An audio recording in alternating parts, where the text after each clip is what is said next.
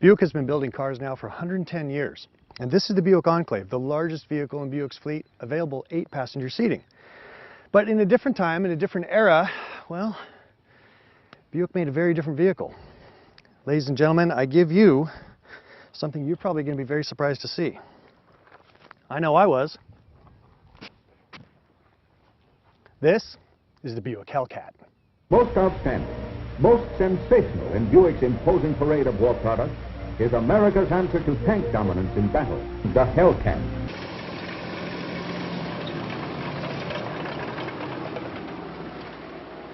The Hellcat was designed to carry 5 passengers, and it weighed about 40,000 pounds, which sounds like a lot, but actually for its class, it was very light. It's powered by radial engines, one of the fastest tanks on the battlefield. And that was the whole point. It would come in, hit its target, and get the heck out.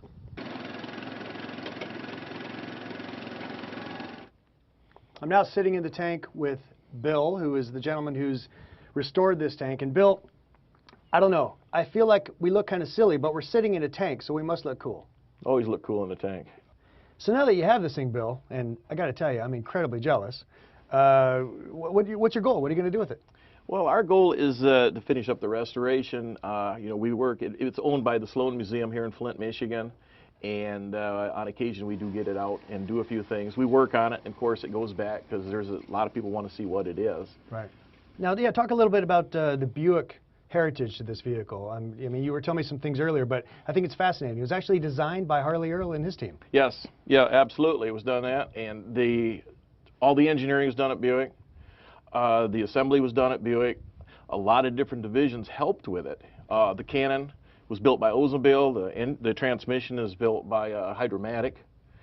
And then, of course, the hull we believe, was built at the Grand Blanc tank plant. Then it was shipped to Buick, where it was assembled and tested. Okay. And they tested them. They ran them 50 miles before they ever left Buick to make sure they were right the first time. It's an airplane, a rotary engine, is that right? Yeah, it's a 975 cubic inch Continental. Okay. That's actually called a C4 975.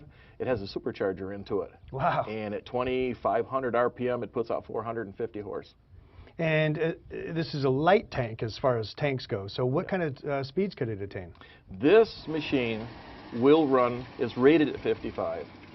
We talked to some of the old veterans. And of course, when you're a kid, you got a free tank to play with. They would jack the governors. I had a tank to play 70, with too, 72. but it fit in my palm of my hand. This is way more fun. It's a lot of fun to go at speed. It rides beautiful. Torsion bar suspension. Well, it's a Buick, of course it does. Yeah, there you go. It don't get any better. I feel a quiet tuning happening in here. Now, and the seat's very comfortable too, and it's got some fore and aft adjust. I mean, yes, it'll go up this is back a Buick and forth. right to the core, isn't it? Oh, absolutely. That's unbelievable. And what do you plan to do with it? I mean, what's your goal with this vehicle, this tank? We want to finish the restoration onto it. We want to keep it operational as long as we have to honor the veterans, not only World War II, but the ones serving now and our future veterans, because we have a long military heritage, which is a very proud one. And these guys, they mean a lot to us. And talk about the veterans. When you encounter somebody who maybe actually did some service in one of these, in some field in the middle of Holland or something at once upon a time, what sort of reaction do you get from them? Well, I can tell you a quick story. We had a veteran who was a gunner on one of these we brought out. Okay. And we took him for a ride in it. He told us some fantastic stories of what happened to him. A flood of memories for him. And it actually brought him to tears. He said, I never thought I'd ever get to ride in one again. Was it a generally positive experience, or was it both? I've never heard anything bad said about the Hellcat. It was a very nice, great machine to ride. It was comfortable. Like I said, it was very fast. Right. You get out of trouble as fast as you get into it.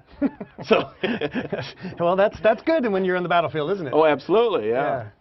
Wow, what a beast. Well, I understand we might be able to go for a little ride in this thing. Yes, absolutely. All right, Bill, fire it up. Alrighty.